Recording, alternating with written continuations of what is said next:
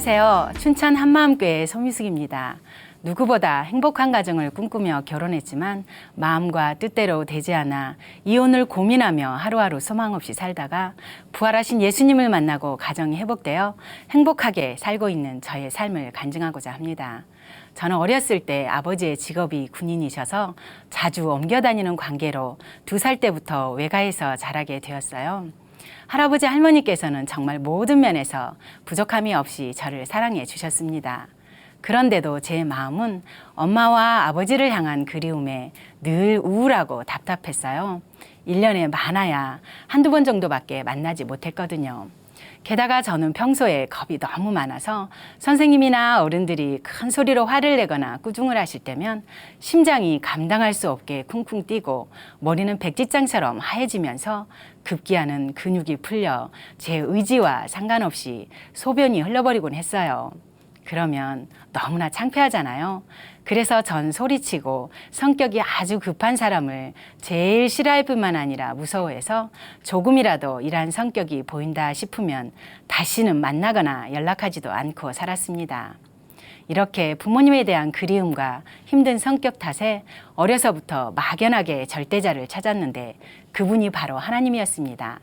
눈에 보이는 모든 천지 만물은 인간이 만들 수 없다는 것을 알았기에 이 모든 것을 지으신 하나님이 있다고 생각했어요. 그래서 부모님이 보고 싶을 때면 항상 하늘을 쳐다보며 기도하곤 했는데요. 기도할 때마다 나도 교회 다니고 싶다는 생각이 들더라고요. 그런데 그때까지 제 둘레에 아무도 같이 교회 가자고 하는 사람이 없었습니다. 그러다가 저는 대학에 가게 되었고 아버지도 군 생활을 마치게 되어 그렇게 그리던 부모님과 같이 살게 되었습니다. 부모님과 같이 살면 그동안의 답답하고 우울한 삶은 끝나고 기쁘고 행복하게 살게 될 거라는 기대도 잠시뿐 제가 꿈꾸던 행복한 생활은 오래가지 않았습니다. 그동안 떨어져 지내느라 미처 알지 못했던 부모님의 끝없는 불화로 인한 충격까지 겹쳐 하루하루가 고통스럽기만 했어요. 그런 부모님을 보면서 나는 결혼을 하면 내 아이는 그 누구에게도 맡기지 않고 내가 키울 거야 하는 마음과 아이들이 정말 행복해하는 가정을 만들고 싶다는 생각을 하게 되었어요. 그러던 중 유치원에 실습을 나가게 되었는데요. 그곳 선생님께서 찬송가 한 권을 주시면서 이번 주에 교회 나오라고 하시는 거예요. 전 그 말이 정말 반갑고 기뻤습니다. 초대받은 첫 주일 정장을 예쁘게 차려입고 선물 받은 찬송가 한 권을 들고 교회로 향하던 그 설렘과 기쁨을 아직도 잊을 수가 없습니다.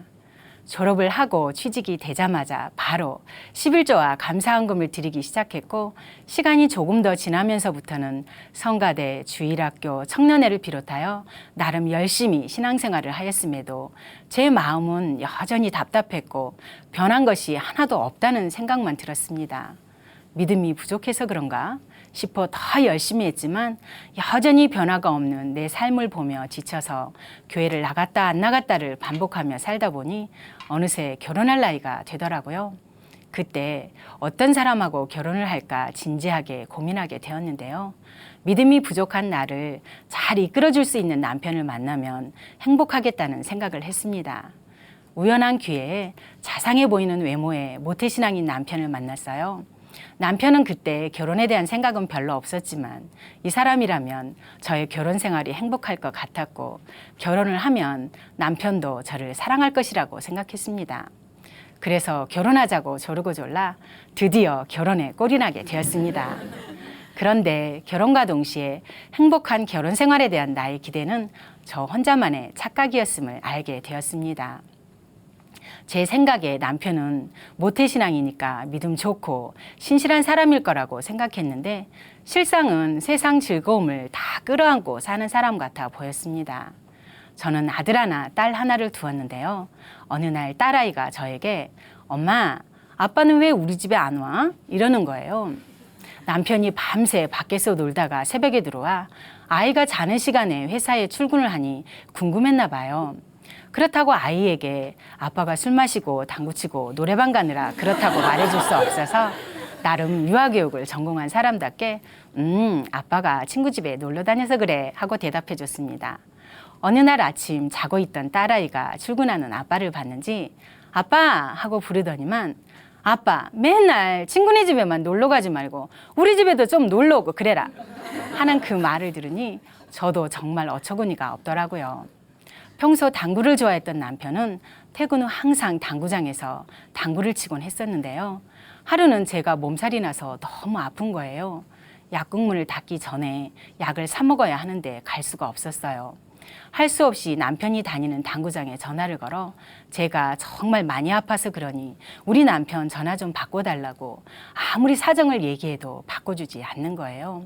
시골이라 야간에 문을 연 병원도 없는데 할 수 없이 작은 아이를 업고 큰 아이 손을 잡고 약국으로 가고 있는데 앞쪽에서 누군가 웃으며 오는 사람이 있었는데 바로 남편이더라고요.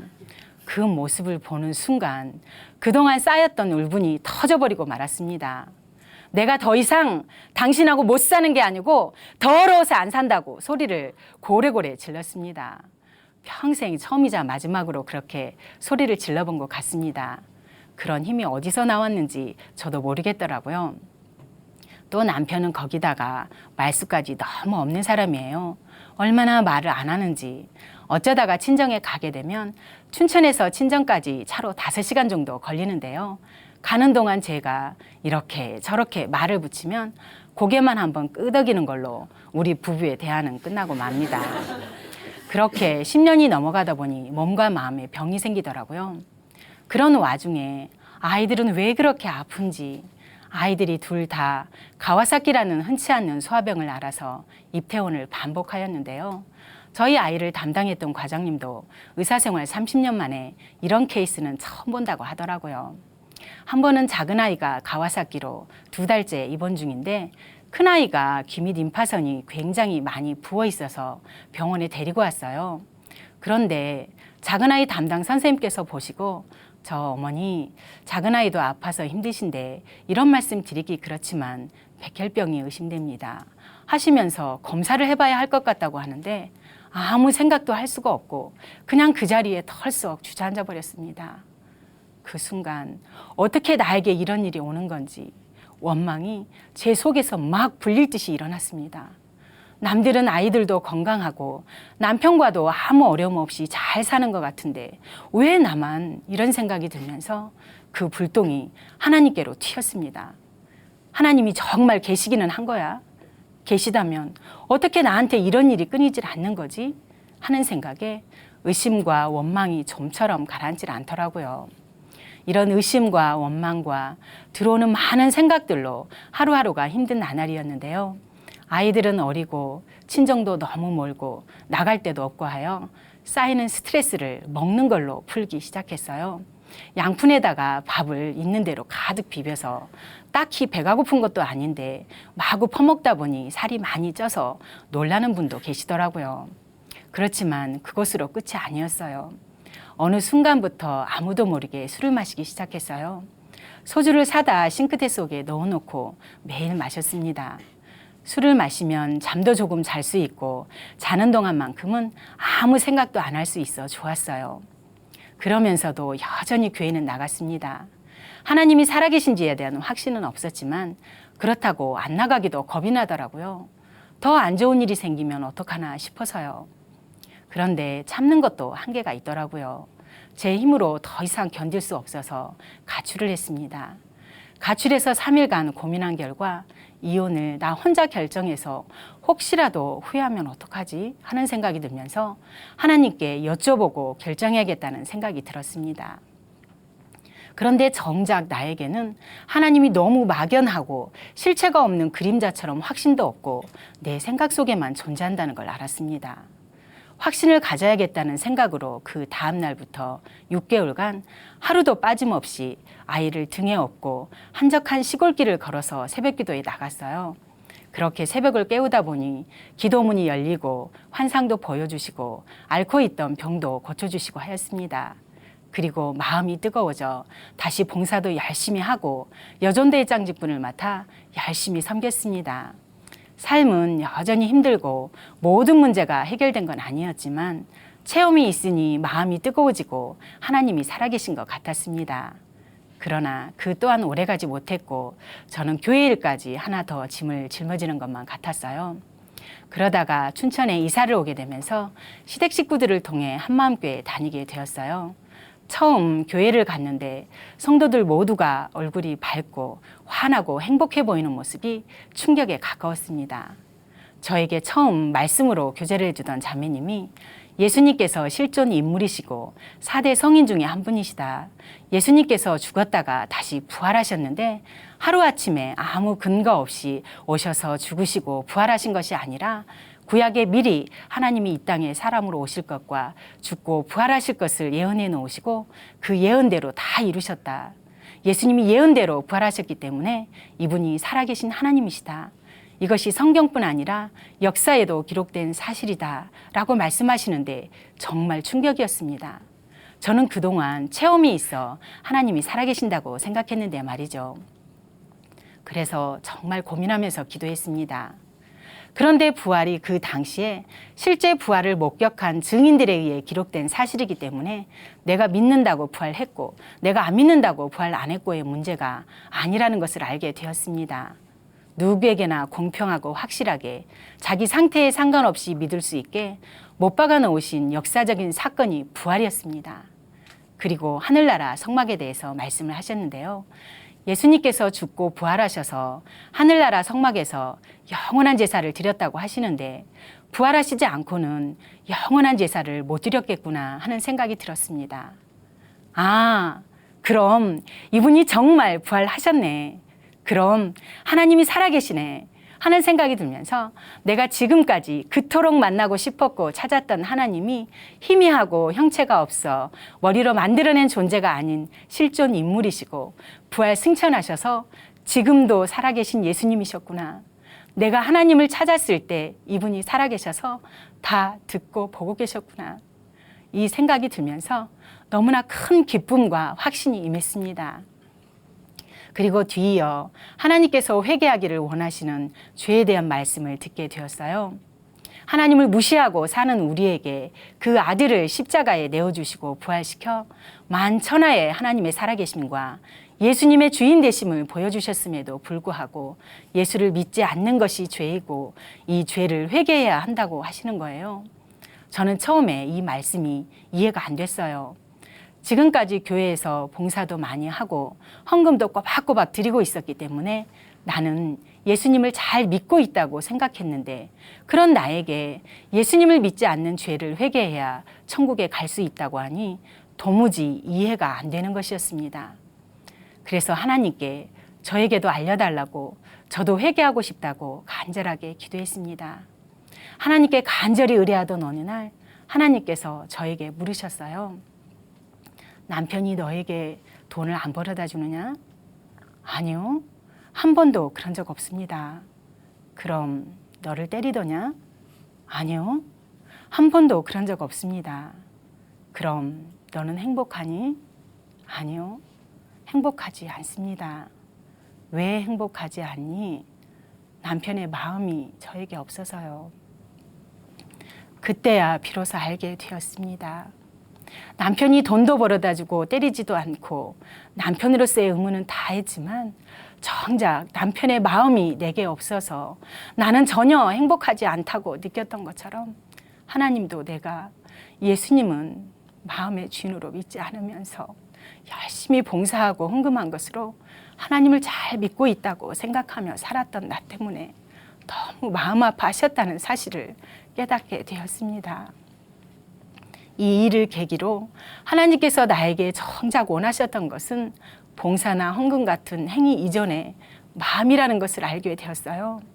지금까지 교회 다니면서 봉사도 많이 하고 헌금도 열심히 했지만 예수님을 내 마음의 주인으로 믿지 않는 것은 하나님 보시기에 너무도 악한 죄였던 거예요. 이것을 알고 나니 바로 엎드려 하나님께 회개하였습니다. 하나님, 제가 잘못했습니다. 용서해 주세요. 저는 이제까지 예수님을 주인으로 믿지 않으면서 나는 봉사도 하고 헌금도 하니 하나님을 잘 믿고 있다고 생각했습니다. 그런데 이제야 예수님을 내 마음의 주인으로 믿지 않는 것이 하나님의 마음을 얼마나 아프게 하는 악한 죄인지 알게 되었습니다.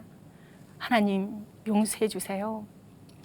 저는 눈물로 살아계신 하나님 앞에 예수님을 믿지 않았던 죄를 회개하고 내 마음에 예수님을 주인으로 모셨습니다. 예수님을 믿지 않았던 죄를 하나님 앞에 회개한 후 내가 왜 이제까지 그렇게 고통스럽게 살 수밖에 없었는지도 알 수 있었어요. 저는 그때까지 내가 행복하지 않았던 이유가 사랑이 없는 남편 때문이라고 생각했는데 그것이 아니었어요. 내가 인생의 주인 되어 내 욕심을 따라 남편에게 결혼을 하자고 했고 내가 꿈꾸고 원했던 가정이 마음대로 되지 않으니 남편에게 그 탓을 돌리고 남편을 미워하고 원망하며 살았기 때문이었어요. 어느 날 기도하는데 하나님께서 그동안 내가 예수님을 주인으로 믿지 않아서 주님의 말씀대로 남편을 죽게 대하듯 하지 않았다는 것을 깨닫게 해주시는 거예요. 집에 가서 남편에게 하나님께서 나에게 이렇게 말씀하시더라고 하면서 그동안 당신을 죽게 대하듯 하지 못해서 정말 미안했다고 말했더니 남편은 웃으며 앞으로 잘해 하며 안아주더라고요. 그동안 묵묵히 그 자리를 지켜준 남편이 정말 고맙게 느껴졌습니다. 예수님을 마음의 주인으로 모시니 삶이 얼마나 가볍고 기쁘든지요. 예수님이 부활하셔서 살아계신다고 막 외치고 싶고 전하고 싶어서 만나는 사람, 알고 지내던 이웃들에게 복음을 전하기 시작했습니다. 아파트 단지에 혼자 나가 어른아이 가리지 않고 전하고요. 또 지체들과 지하상가, 노인정을 함께 돌며 전하고요. 아파트 상가 시장에서도 전하고요. 택시를 타면 택시 기사님에게도 전하고 버스 옆자리에 타신 분에게도 전했습니다. 핍박도 있지만 복음을 듣고 예수님을 영접하고 기뻐하는 모습을 볼 때면 제 안에도 기쁨이 넘쳐납니다. 예수님을 만나고 복음을 전하니 무기력하기만 했던 제 삶에 기쁨이 넘치고 삶에 에너지가 넘치더라고요. 밤마다 몰래 마시던 술도 예수님이 주인 되어 주시니 술이 없어도 잠을 잘 수가 있었고요. 온갖 잡생각들이 끊어지고 살려야 할 영혼들을 생각하니 새벽을 깨우고 기도하는 삶이 되었어요. 그리고 소망이 영원한 곳에 있으니 내 남편, 내 가정만 바라보던 삶에서 완전히 자유하게 되었습니다. 사람을 만나는 게 너무 두렵고 힘들어서 피해 다니던 제가 지금은 교회 안내위원직을 맡아 한 분 한 분 눈을 마주치며 안녕하세요 하며 먼저 반갑게 인사를 할 정도로 변화되었습니다. 전적인 하나님의 은혜이며 복음의 능력입니다. 그 무렵 남편도 같이 회개하고 예수님을 주인으로 모셨는데요. 세상에서 즐기던 모든 것들이 다 끊어진 것은 물론이고요. 함께 새벽을 깨우고 기도하는 사람으로 변하게 되었습니다. 그리고 입에 이끼가 낄 정도로 말이 없었던 사람이 작은 교회에서 말씀을 잘 전할 뿐 아니라 만나는 사람마다 복음을 전하니까 옆에서 듣던 분이 목사님 아니냐고 물어보실 정도입니다. 어느 날 새벽 기도 시간에 옆에서 남편의 기도 소리가 들리더라고요. 저희 친정 식구 한 사람 한 사람의 이름을 불러가며 간절하게 기도하는 소리를 들으니 얼마나 감사하든지요. 또 집에서도 그동안 당신이 많이 참아줘서 고맙다고도 하고 화가 나서 있을 때에 내 의지에 상관없이 마음이 스르르 풀어지는 것을 경험하면서 당신이 기도를 많이 하는구나 하는 것을 알았다고 하면서 정말 고맙다고 하더라고요. 그리고 지난 명절 때는 집에 와서 강이 보이는 곳에서 제 손을 꼭 잡아주면서 당신 수고했다고 위로도 해주고 많은 얘기를 나누며 함께 행복한 시간을 보냈습니다. 복음으로 우리 부부가 변했습니다. 복음으로 하나 되어 남편과 함께 작은 교회를 섬기며 영혼을 놓고 기도하고 영원한 곳을 바라보며 함께 나아가니 어떤 상황에서도 마음과 뜻이 하나 되고 부족하지만 그렇게 살다 보니 행복은 그냥 따라오더라고요. 또 한 마음으로 믿지 않는 친정 부모님과 형제들을 위해 기도하고 복음을 전하니 친정에 갈 때마다 예배로 시작해서 예배로 마치는 놀라운 가정으로 변화되었습니다. 지독한 불교 신자였던 친정 아버지는 복음을 전하고 같이 천국 가자고 하면 너나 천국만국 가라며 욕을 하시곤 하셨는데요. 저희 부부의 끈질긴 기도와 전도로 예수님을 영접하셨습니다. 가족이 모여 예배를 드릴 때 남편이 부활의 복음을 큰 확신으로 전하는 모습을 보면 때로는 꿈 같기도 하고 그런 남편의 모습이 가장 멋있어 보입니다. 예수님을 주인으로 모시니 가정이 회복될 뿐만 아니라 복음으로 맺어진 영원한 가족, 교회 공동체에 눈을 열어주셔서 100배의 축복을 누리며 살고 있습니다. 복음으로 저희 가정을 변화시켜 주시고 영원한 가족을 누리게 해주신 하나님께 감사드리며 이처럼 큰 축복을 모두가 누리시기를 기도하겠습니다. 감사합니다.